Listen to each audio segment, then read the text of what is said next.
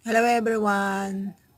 Ako po ay namalengke ng mga grocery, mga sabon, shampoo, powder dahil wala na po akong tinda, tsaka mga chichirya, biskwit, swak, posporo, mga asukal na was. Yan po ang mga chichirya. Yan. Dahil kahapon po bumabagyo, malakas ang ulan, hindi po ako makalabas. Kaya ngayon pong umaga lang ako namalengke. Yung swak, mga dilatang konti, candy, asukal,